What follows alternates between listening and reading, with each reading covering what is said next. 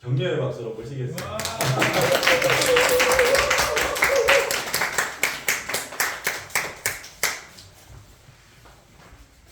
안녕하세요. 제가 교사일 때 이런 수사를 좀 가졌으면 좋겠다 제안을 했는데 제가 먼저 하게 됐어요. 하게 됐고 아까 목사님 말씀 중에 정정할 거는 중학교 3학년이 아니고 제가 예수님을 믿었던 시기는 처음에 중학교 2학년으로 먼저 정정을 할게요. 이 자리가 쉽지 않아요. 저는 뭐 사업을 하고 있어서 말할 기회가 굉장히 많습니다. 특히 청년들하고 또 그 사업하는 여러분들에게 제 생각을 하기도 하고 뭐 유튜브도 하고 있고 또 인터넷이나 아니면 강의도 한두 번 하고 있습니다. 근데 이렇게 제 삶을 누구와 나누기는 굉장히 쉽지 않고 저 또한 아까 목사님 말씀하신 것처럼 중학교 2학년 때 하나님을 만났기 때문에 이런 얘기를 할 때 제가 데자뷰가 돼서 마음이 너무 기쁘지만 또 힘든 것도 있어요. 그래서 하고 싶은 얘기, 들려주고 싶은 얘기가 많지만 시간이 한정돼 있고 또 어떤 얘기를 여러분에게 들려줘야 이 간증이라는 게 좋은 거와 나쁜 게 있는데 남의 삶의 경험이 나에게 도움이 될 수 있지만 때로는 저런 사람한테만 저런 은혜가 있어? 아니면 저 사람 그냥 거짓말일 거야. 뭐 이런 나쁜 생각을 가질 수도 있고 아닐 수도 있기 때문에 되게 조심스러운 것들이 사실입니다. 그래서 제가 꼭 필요한 얘기만 해야 될까 하는 생각으로 이렇게 글을 써봤어요. 그랬더니 한 중학교 좀 지나갈 때까지 30장의 원고가 나와서 이대로는 안 되겠구나 하면서 목사님이 여러분 앞에 나와서 이 짧은 시간에 그 메시지를 전하는 게 얼마나 힘든 건지 다시 한번 목사님께 이 자리를 비롯해서 감사의 말씀을 전하겠습니다. 그래서 이제 제 얘기를 시작할 겁니다. 일단 여러분 재미가 없으면 안 되니까 좀 재미있게 얘기를 해야 되는데 저의 태어난 얘기를 먼저 해드릴게요. 저는 올해 74년생 50이 됐어요. 그죠? 꽤 많은 거죠. 깜짝 놀랐죠. 그렇게 안 보였죠. 네, 지금 읽었어 얼굴. 그랬는데 저희 어머니와 아버지가 연애를 하셨는데 17살 때 저희 어머니가 그리고 저희 아버지가 21살 때 두 분이 만나셨어요. 두 분이 만나서 연애를 하시다가 아버님이 이제 나이가 어느 정도 되니까 군대에 이제 영장이 나온 거예요. 그리고 이제 아버님은 이제 군에 가게 됐죠. 군에 가서 한 2달이 있었던 적은 있었는데 어머니께서 이제 갑자기 헛구역질이 나고 갑자기 신게 먹고 싶고 이러시는 거예요. 어머니 놀라신 거죠. 이제 어머니가 그때 나이가 19살이었습니다. 나이가 어리지만 그리고 저희 부모님이 가난하셔서 저희 어머니가 이제 시골에서 사셔서 서울에 올라오셔서 옛날에는 식모살이라고 했어요. 뭐 지금으로 얘기하면 뭐 파출부 뭐 이런 거겠죠. 그래서 남의 집에서 일을 하고 계셨는데 아이를 가져서 되게 일하기도 힘든 역경에 이제 오신 거죠. 그래서 아버님께 편지를 썼습니다. 내가 아이를 가진 것 같습니다. 그러자 이제 그 편지를 받은 아버지께서 답장을 합니다. 뭐라고 답장을 했을까요? 아이를 빨리 지우십시오. 왜냐하면 남의 집에서 일을 하시는데 집도 없고 오갈 데도 없는데 아이를 키우는 것도 힘들고 낳기는 더더욱 힘들었겠죠. 그래서 아버지께서 편지를 쓰셨어요. 아이를 지워라. 하지만 이제 어머니는 고민을 하셨겠죠. 그래서 고민을 하시다가 어느 정도 배가 부르니까 아버지한테는 말씀을 하지 않고 어머니의 고향인 전라북도 김제로 내려갔습니다. 그리고 시간이 지나서 산딸이 돼서 어머니는 저를 출산을 하게 됩니다. 그렇게 저는 태어났어요. 아이를 태어난 사실을 어머니께서 이제 아버지께 알려야 되잖아요. 그래서 이제 편지를 쓰게 됩니다. 제가 74년도에 태어났으니까. 그래서 아버님이 편지를 받았는데 아이가 태어났다는 편지를 받으신 거예요. 그리고 이제 시간이 조금 지났는데 어머니가 살고 있는 고향 집에 제가 태어난 20일 만에 한 18일, 17일 만에 전보가 옵니다. 전보. 여러분 전보 아세요? 예전에는 전화나 이런 것들이 되게 집에 귀하고 연락할 시간이 없으니까 우체국에 어떤 소식을 전하면 예를 서울에 있는 우체국에서 양평의 우체국에 내용을 보냅니다. 전보. 뭐 유빈이네 집에 무슨 일이 있대요. 그러면 우체국 아저씨가 그 편지 내용을 본인이 써서 이렇게 가져가서 유빈이네 집에 전달합니다. 그럼 유빈이네 가족이 이걸 보겠죠. 그런 식이었어요. 그래서 저희 시골집에 전보 한 통이 왔는데 전보의 내용은 저희 아버님이 조규자 문자를 쓰셨어요. 저희 아버님이 아프다. 내용은 없고 그리고 국군 수도 통합병원에 입원을 했다. 이렇게 정보가 왔어요. 그 정보의 내용을 본 어머니는 어떻게 했어요? 놀랬겠죠. 혹시 무슨 일인가? 74년대 전쟁이 일어난 것도 아닌데 뭐 군에서 무슨 총기 사고가 났나? 여러 가지 생각이 있으시겠죠. 그래서 저희 어머니는 서울로 올라가시게 했어요. 왜냐하면 아버지를 확인해야 되니까. 제가 태어난 지 20일밖에 안 됐는데 20일밖에 안 된 저를 업고 그리고 교통수단이 안 좋은 그 시골에서 고속버스를 타고 서울에 내리셔서 기차를 탔대요. 서울역까지 기차를 타시고 버스를 타시고 20일밖에 안 된 저는 울었겠죠. 그래서 주변 분들이 물어봤대요. 왜 이렇게 20일밖에 안 된 아이를 어떻게 하려고 다니고 가냐. 어머니는 아버지 걱정에 아무 대답도 못하고 울기만 하셨대요. 그리고 어머니가 병원에 딱 도착을 해가지고 병원 관계자 얘기를 듣고 병실에 딱 들어갔던 거예요. 병실에 들어갔더니 아버님이 이렇게 반가워야 되잖아요. 그런데 침대에 이렇게 누워서 희죽희죽 웃고 계시는 거예요. 그래서 저희 어머니는 왜 이러지 이렇게 했는데 병원 관계자가 이제 한두 명씩 나가니까 병실에 저희 아버지하고 어머니 그리고 20일밖에 안 된 제가 있었어요. 그러자 저희 아버지가 저희 어머니를 손을 잡고 이런 옛날 얘기들이 참 슬프기도 하는데 어머니 손을 잡고 병실에 있는 화장실에 내렸어요. 그래서 아버지가 갑자기 거기서 단둘이 있는데 옷을 벗기 시작했어요. 왜 옷을 벗을까? 어머니 놀라셨겠죠? 옷을 벗을 때마다 아버지의 맨몸이 드러나는데 온몸이 멍이에요. 온몸이 피멍이었던 거예요. 그래서 저희 어머니가 놀라셨죠. 아버지한테 여쭤봤어요. 아니 왜 몸이 왜 이러냐? 왜 이런 거냐? 그제서야 아버지는 있었던 얘기를 해주신 거예요. 왜냐하면 아이가 태어났다는 정보를 받았는데 오갈 데도 없는 부인과 아이를 위해서 할 수 있는 게 아무것도 없던 거예요. 저희는 아버지는 고민을 하셨던 거예요. 탈영을 할까? 탈영을 하게 되면 여러분 어떻게 언젠가 잡히게 되고 언젠가 인생이 망가지겠죠. 탈영은 아니다. 그래서 아버지가 어떻게 생각했냐면 미친 척을 하자. 저희 아버지는 군대에서 미친 척을 하기 시작했어요. 여러분 아마 상상도 안 될 겁니다. 그렇게 미친 척을 하니 부대에서 지휘관들이 이상하다. 이 조규문 일병이 너무 이상하다. 그래서 그 당시 74년도에는 과학기술이 발달하거나 국가 예산이 많아서 여러분 무슨 병원에 가서 머리에 뇌파를 놓고 MRI, CT를 찍고 이런 시대가 아니었어요. 그때 어떻게 했느냐? 미친 척하면 때렸습니다. 때려서 계속 때렸고 밤새 때렸고 그러면 저희 아버지는 맞으면서도 웃었어요. 왜냐? 제대로 해야 되니까. 가족을 지켜야 되니까. 그만큼 저희 집안이 독한 것 같아요. 그리고 저희 아버지는 제대로 하셨어요. 대단하시죠? 여러분 박수 한번 쳐주세요. 그런 대단한 아버지였어요. 그런 아버지가 제대로 하신 다음에 두 분 다 이제 저를 키우셔야 되는데 너무 어려우니 저는 시골집에 혼자 남겨졌고 저희 어머니와 아버지는 서울에서 아주 작은 일들을 하셨어요. 초등학교밖에 못 나온 두 분의 학력으로는 공장에서 허드렛 일, 봉제 공장에서 원단을 나르는 일을 하셨죠. 그런 시간들이 지나가지고 어느 날 어머니와 아버지가 아무것도 할 수 없을 때 저희 외할아버지가 저희 아버지를 부르셨어요. 서울에 있는 두 분을 부르셨죠. 두 분을 부르셔서 저희 외할아버지가 이렇게 말씀하셨어요. 저기 밭에 가서 그 고구마를 다 캐와라. 고구마가 아직 여물지도 않았는데 수확기도 안 됐는데 고구마를 캐라니까 저희 외할머니가 왜 그걸 캐라고 하냐 하니까 저희 할아버지가 역정을 내셨어요. 예전에 이렇게 뭐 사투리로 욕을 하시는데 저희 할아버지는 할머니 꼭 이런 욕을 하셨어요. 호랑이가 12번도 물어갈 내팽네야. 시키면 시키는 대로 해라.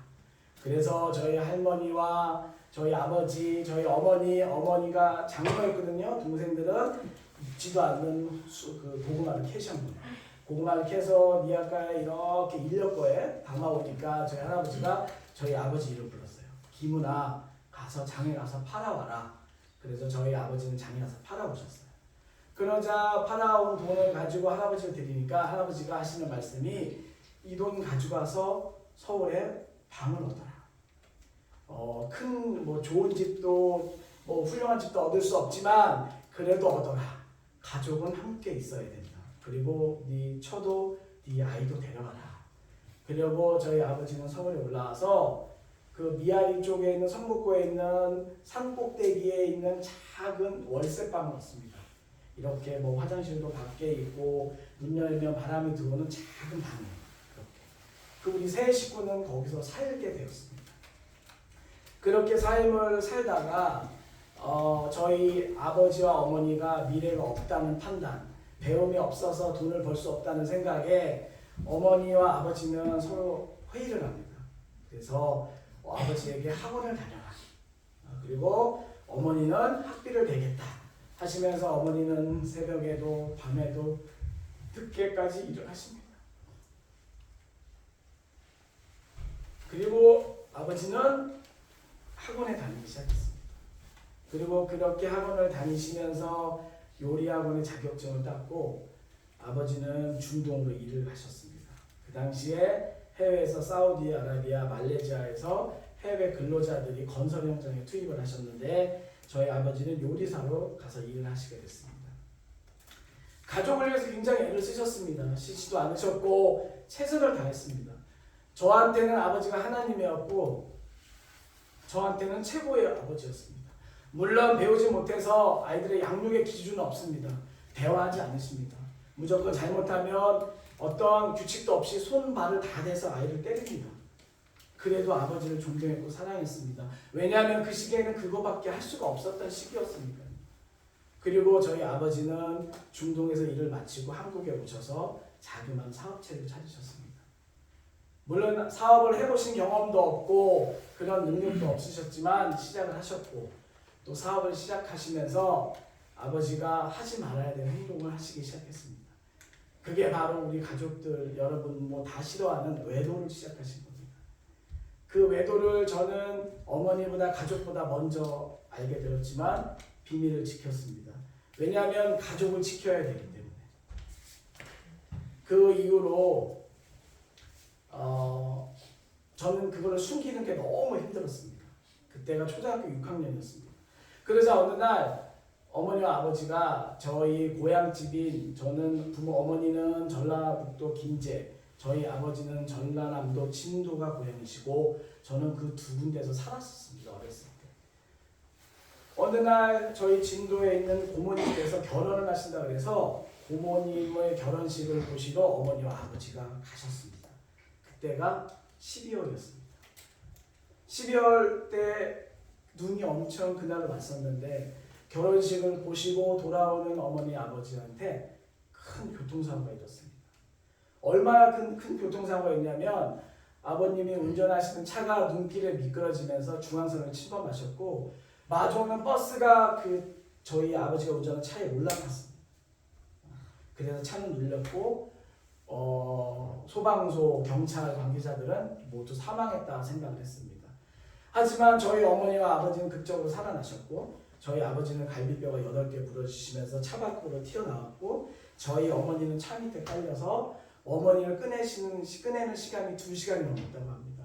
차를 해체하고 어머니는 큰 교통사고로 이 치아가 4개 빼고는 다 부러지고 없어졌고 온몸의 뼈는 부러지셔서 중환자실에서 8개월 이상 계시면서 수술을 6번 이상 하셨습니다. 6번 이상 하시고 온몸에 전신기부스를 하고 퇴원을 하시게 됩니다. 아버지 또한 오래 병원에 계셨고 또 그로 인해서 집안의 가정은 형편은 어려워지고 사업체는 불어나고 망하게 됐습니다. 늘 어려웠지만 더 어려워진 시기가 왔습니다. 제 나이가 그날 중학교 1학년이었습니다. 14살이었고요. 제 동생은 저하고 6살 차이여서 초등학교 1학년이었습니다.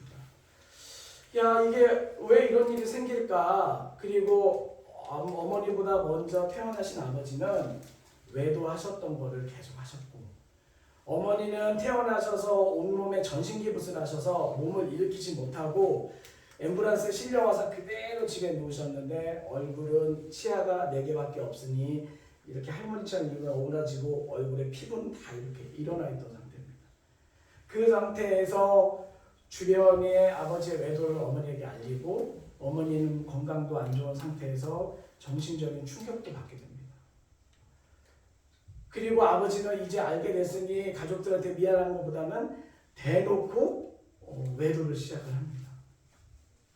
외도한 사람들의 특징은 집에 오게 되면 자기의 잘못을 감추려고 술을 많이 먹습니다. 약주로 술을 드시게 되면 부인을 구타하고 자식을 구타합니다. 저는 그거를 수도 없이 보면서 말려야 됐고 어머니와 동생을 지켜야 됐습니다. 너무 힘든 시기였고 너무 힘들었습니다. 그러자 시간이 지나고 중학교 2학년이 됐습니다. 중학교 2학년이 된 어느 날 저희 어머니는 계속 아프셔서 그제서야 반기부스라고 그래서 하체만 기부스하고 상체 기부스를 풀으시고 몸을 일으킬 수 있는 시기였습니다.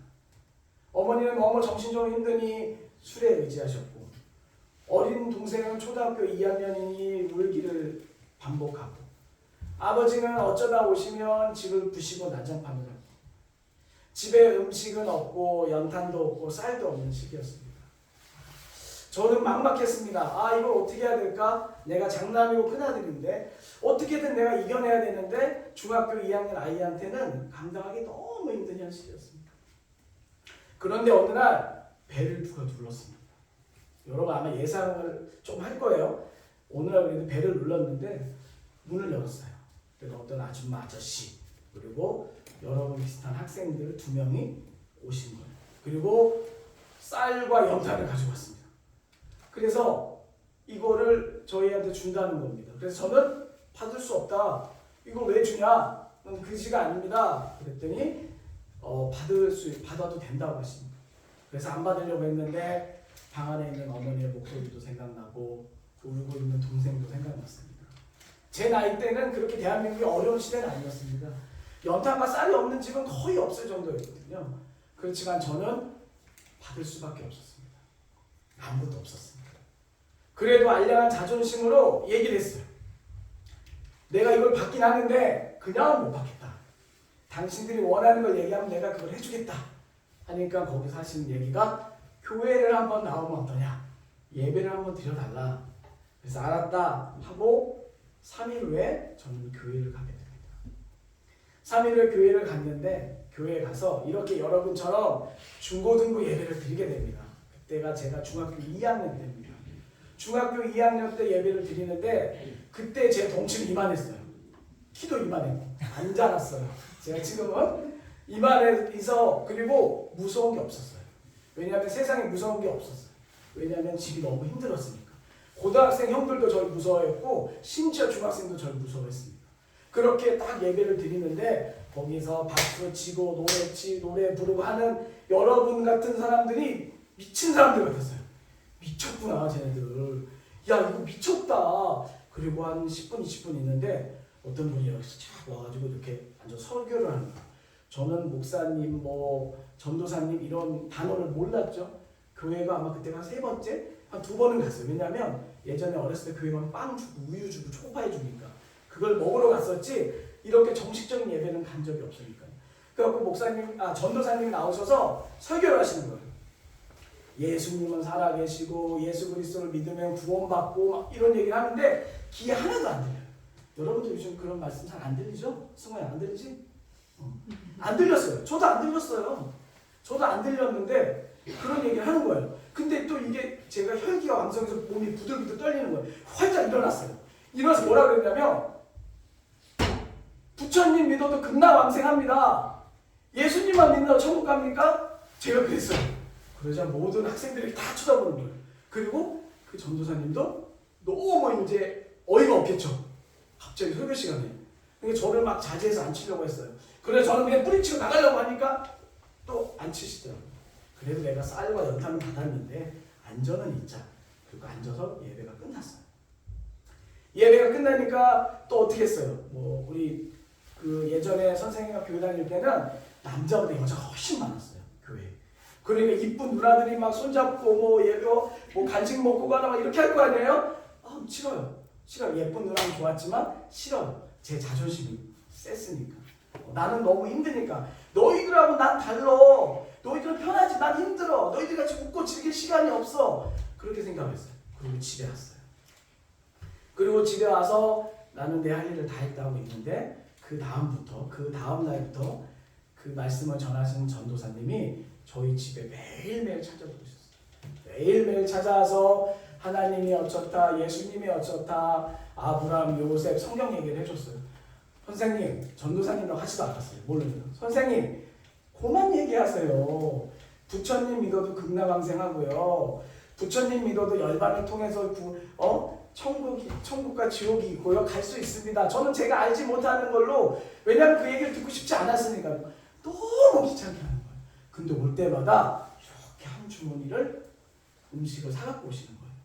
근데 그 전도사님은 가난한 신학생이었어요. 그 당시에 대학원을 다니는 아주 가난한 신학생이었어요. 이거를 그 선생님의 사는 거를 좀 알고 난 이후부터 하나님의 말씀은 나한테 들어오지 않았지만 그분한테 미안하기 시작했어요. 그래서 그분이 언젠가 제안을 했어요. 나랑 어디 하루만 같이 가주면 앞으로 안 올게 라는 거예요. 오! 할렐루야라는 말은 그때 몰랐으니 오! 굿! 좋습니다.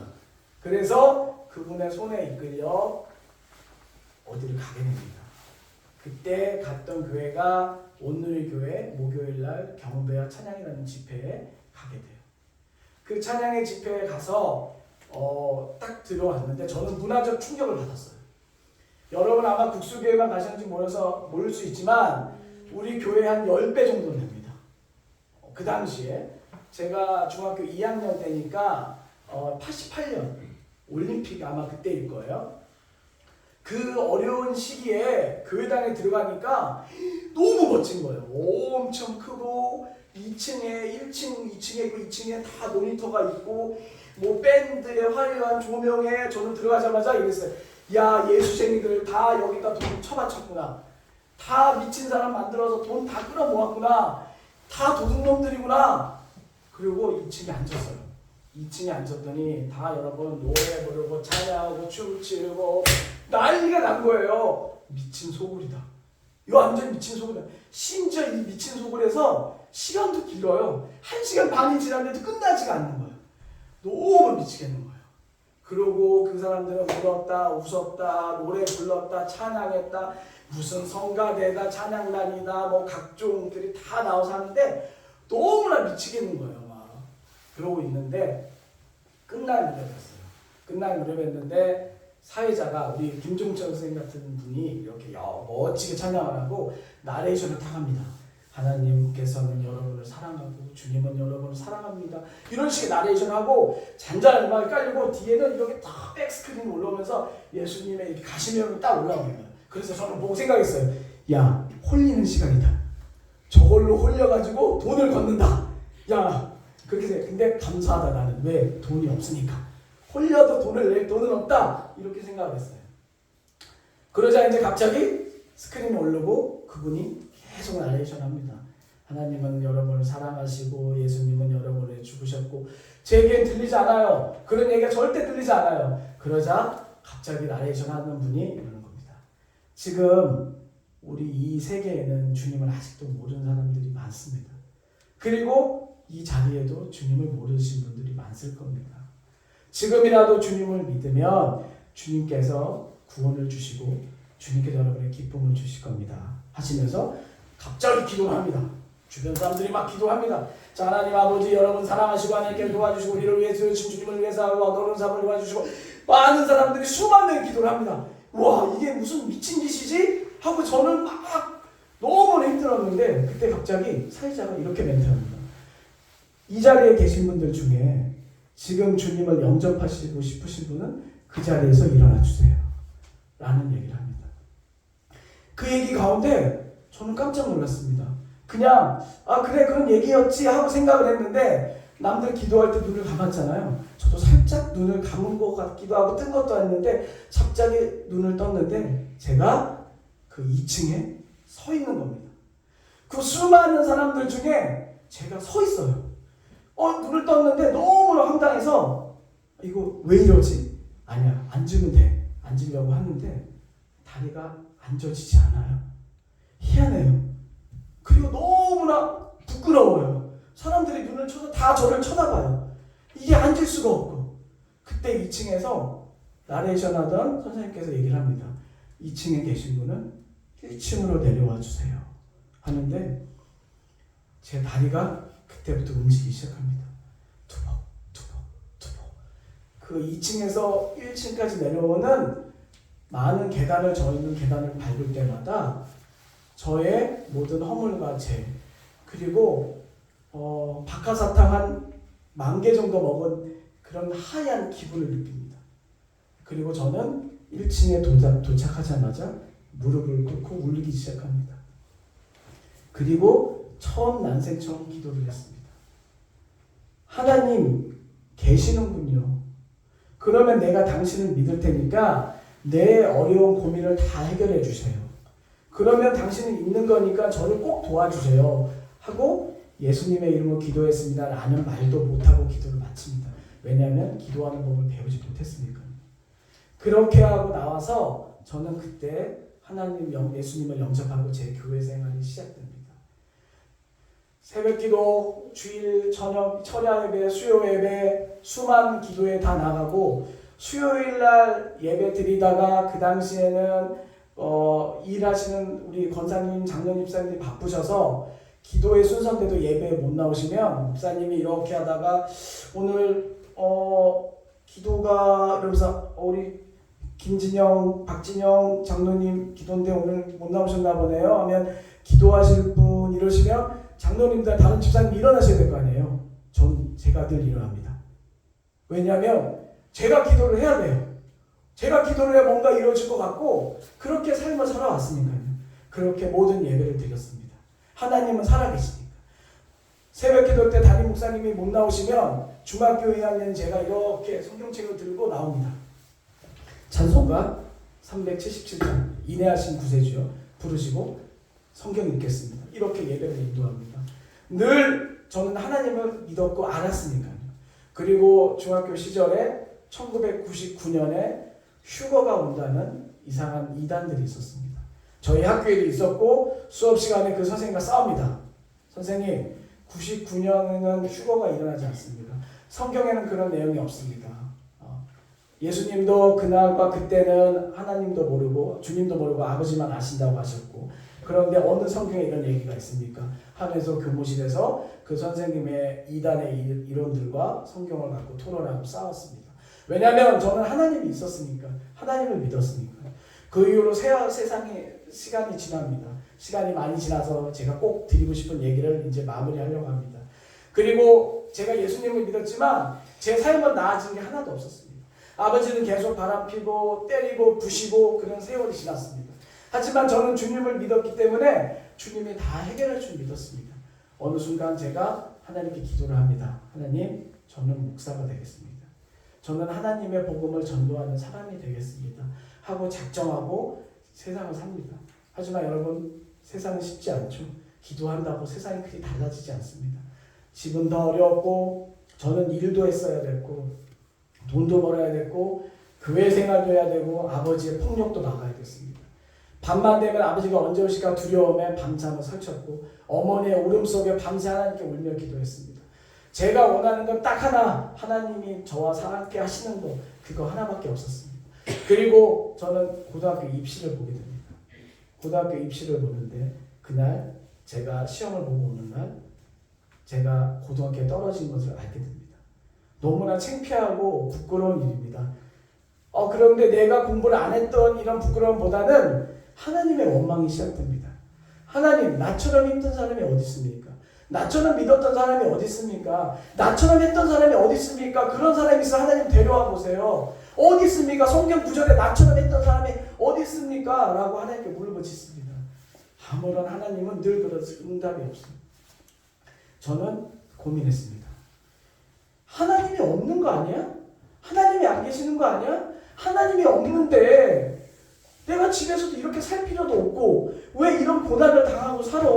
그러면 내가 어차피 이렇게 살 바에 하나님이 없는데 그냥 죽자. 하나님이 없으니까 죽으면 되지. 내가 우리 아버지 꼴도 안 보고 엄마 힘든 것도 안 보고 동생 케어할 필요도 없고 중학생이 나가서 신문 배달하고 돈 벌 일도 없잖아. 왜 내가 이렇게 살아야 돼? 하고 저는 생각을 다짐했습니다. 그리고 죽는 방법을 찾았어요. 어떻게 죽을까? 한강에서 떨어질까? 한강에 떨어지려면 한강까지 가야 되는데 귀찮아. 그리고 물에 떨어지면 숨 막힐 거야. 어떡하지? 그런 생각을 했습니다. 그리고 어떻게 죽을까 하다가 창문을 보니 저희 집이 한 3m가 됐어요. 제 방. 여기서 목을 달까? 내가 죽은 모습을 보면 아버지가 그래도 좀 미워하겠지? 아버지가 좀 미안해하겠지? 라는 생각이, 악마가 주는 생각이 들어왔어요. 무슨 끈으로 죽을까? 빨랫줄, 노끈, 내복? 그래서 여러 가지 생각했어요. 그리고 죽으려고 이제 죽음을 각오했어요. 그리고 창문을 쫙 열었어요. 창문에는 그냥 아무것도 안 보이고 옆집만 보이더라고요. 그래서 죽기를 딱 죽으려고 각오하는 순간 딱 앉았는데 창문에 내리려고 하는 순간 그 창문 밑에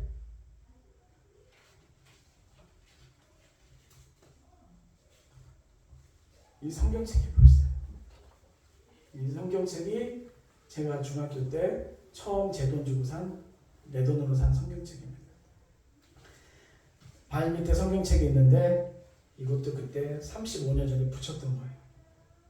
이 붙였던 예수님이 반짝반짝. 여러분 잘 안 보이죠? 십자가에 묻힌 예수님이 반짝반짝거리는 거예요. 그래. 죽긴 죽어야 되는데 하나님께 한 번만 기회를 더 주자. 하나님이 날 한 번만 더 살려주면, 하나님이 살아계신다고 알려주면 내가 오늘 안 죽으리라 하는 그런 갑자기 생각이 들었어요. 그리고 하나님께 미션을 줬어요. 정말 웃긴데 지금 생각하면, 하나님, 내가 딱 성경책 한 번만 핍니다. 2번도 3번도 4번도 아닙니다. 오로지 한 번만 핍니다. 그때 이 말씀이, 성경 구절이 나를 감동하지 않으면, 하나님이 살아계신다고 알려주지 않으면 나는 죽습니다. 당신에게도 복수하고 내 아버지한테도 복수합니다 하고, 이 성경책을 이렇게 랜덤으로 지금 표시해놨는데 이렇게 폈습니다. 그리고 그거를 편 순간 성경에 있는 말씀 한 번만 띄워주시면 좋겠습니다. 이 하박국서가 나왔습니다. 저는 중학교 2학년 때 교회를, 하나님을 믿었고 중학교 3학년이 됐지만 성경을, 신학을 많이 읽었지 구약은 읽어본 적이 없었고, 호박국인가? 뭐지? 하박국서가 뭐지? 하박국의 역사나 이분이, 하박국 선지자가 이런 고백을 왜 했는지 저는 알 수가 없었습니다. 오로지 이 글귀를 보고 한참 고민하고 상상하게 됐습니다. 비록 무화과나무가 무성하지 못하며 포도나무에 열매가 없으며 감람나무에 소출이 없으며 밭에 먹을 것이 없으며 우리의 양이 없으며 외양간에 소가 없을지라도 나는 여호와로 말미암아 즐거워하며 나의 구원의 하나님으로 말미암아 기뻐하리로다. 주 여호와는 나의 힘이시니 나의 발을 사슴과 같게 하사 나를 나의 높은 곳으로 다니게 하시리로다. 저는 이 말씀을 듣는 순간 한참 동안 충격을 받았습니다. 그냥 원문 그대로 읽으면 무화과나무에 무성치 않고 포도나무에 열매도 없고 외양간에 소도 없고 아무것도 없다고 합니다. 그러면 어떻게 되겠어요, 여러분? 세상이 망하는 거예요. 지구가 망하는 거, 아무것도 없는 거예요. 근데 나는 여호와로 말미암아 즐거워하며 나의 구원의 하나님으로 말미암아 기뻐하리라는 말씀이 제 가슴에 왔어요. 뭐냐? 믿음은 그런 거다. 신앙은 그런 거다. 하나님은 이렇게 믿는 거다. 내가 어려워도 힘들어도 하나님으로 인해서 기뻐할 수 있는 게 믿음이구나, 신앙이구나. 하나님을 잘 믿는다고 해서 여러분이 좋은 고등학교, 좋은 대학, 여러분이 좋은 배우자, 여러분이 좋은 나은 삶을 얻는 것이 기쁨이 아니라 하나님을 믿었기 때문에 즐거워하며 기뻐하는 것이 우리의 신앙이고 믿음인 겁니다. 왜냐하면 우리가 힘들지만 언젠간 주님의 자리에, 주님이 만들어 놓은 천국에 우리가 갈 거니까요. 저는 이 말씀을 그때 깨닫고 신앙의 자세를 바꿨고 하나님을 느꼈습니다. 그 이후로 많은 고난들이 더 있었습니다. 죽을 뻔한 고비도 더 있었고 더 힘든 고비도 더 있었습니다. 하지만 그때마다 이 말씀을 꺼냈습니다. 하나님이 살아계신 저의 증거인 말씀이니까요. 지금 여러분은 저 중학교 2학년, 1학년 때처럼 하나님을 안 만나고 싶을 겁니다. 예수님을 만나고 싶지 않을 겁니다. 왜냐하면 여러분은 별로 해결받아야 될 일이 없어요. 여러분은 별로 어떻게 해결하고 싶은 일이 없어요. 없어요. 왜냐하면 지금은 여러분의 부모님이 아니면 여러분들이 해결하고 있으니까요. 하지만 저와 목사님, 선생님들은 다 압니다. 여러분 조금 더 잘하면 얼마나 큰 고통으로 인생을 살아가야 될지, 때로는 죽고 싶고 때로는 살기보다 사는 것이 더 고통스럽고, 그때 여러분 뭘로 끝내겠습니까? 뭘로 이겨내겠습니까? 여러분 손에 있는 핸드폰으로 이겨낼 겁니까? 여러분 갖고 있는 학교의 지식으로 이겨낼 겁니까? 여러분의 부모님이 그걸 해결해 줄 겁니까? 아닙니다. 여러분의 삶의 희망, 나중에 여러분이 견딜 수 없는 그 고통은 이길 수 있는 방법은 오직 성경, 오직 예수 그리스도만이 해결할 수 있는 겁니다.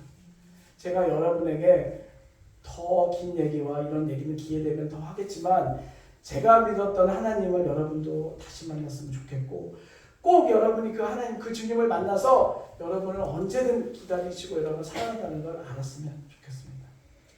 여기서 마치겠습니다. 감사합니다. 제가 좀 짧게 하려고 했는데요. 그래도 많이 잘랐어요. 그래서 여러분들 좀 도전이 됐으면 좋겠고, 제가 은혜 받은 찬양